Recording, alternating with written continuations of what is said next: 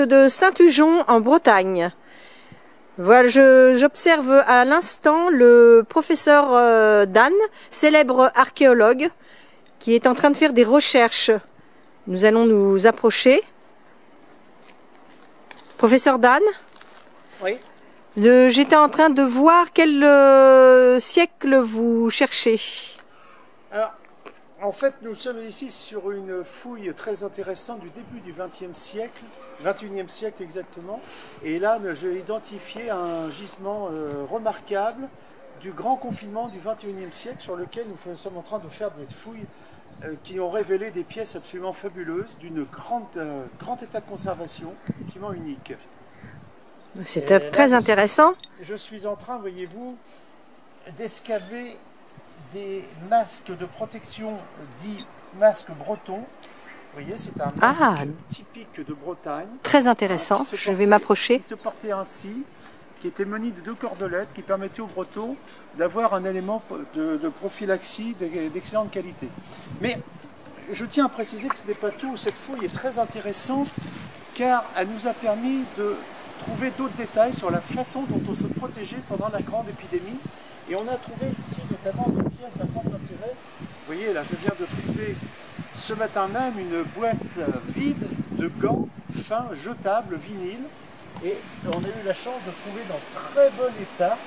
Bon, celui-ci. Remarquable, remarquable. Être travaillé en laboratoire, mais un gant qui est absolument bien conservé. Et une pièce d'une grande rareté que je pense que tous les archéologues auront grand intérêt à découvrir. C'est le masque en papier. Waouh! Ces masques sont très rares dans le monde. Oui, je crois qu'il était très rare à cette époque. Il était très rare déjà à l'époque. Très recherché. Très recherché. Oui. Et maintenant, vous voyez, l'état de conservation remarquable. On a même la ficelle. Wow. Absolument fabuleux. Nous avons aussi trouvé des pièces qui permettaient aux familles de se protéger. Alors là, on a cet objet qui est une fiole pulvérisatrice qui permet de nettoyer les éléments. Alors, je tiens aussi... Et là, à vous montrer quelque chose qui est très émouvant, c'est de savoir ce que mangeaient et comment survivaient les peuples pendant ce grand confinement de 1920. Et là aussi, notre chantier de fouille a permis de faire des découvertes intéressantes. D'abord, nous avons vu ce beau paquet de barilla. Ce sont des capellini numéro 1, on peut encore le lire dessus. Et en plus, elles viennent d'Italie. Et elles viennent d'Italie. Ah, oui. Alors ça, c'était la nourriture de base, il faut bien le savoir, c'était la nourriture de base du confiné de 2020.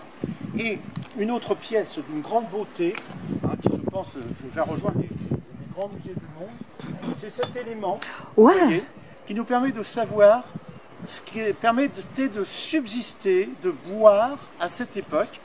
Vous permettez que je m'approche? Je vous en prie, je vous en prie. Cette pièce est absolument merveilleuse, unique. Quelle conservation! Voilà, un bel état de conservation. Il faut savoir qu'il y en a 60 que j'ai trouvé sur ce lieu, qui correspond à peu près à la consommation d'un individu sur une semaine pendant la période de confinement. D'accord. Voilà. Je vous remercie beaucoup, professeur Dan, et bonne continuation pour vos recherches. Merci. Et vos équipes.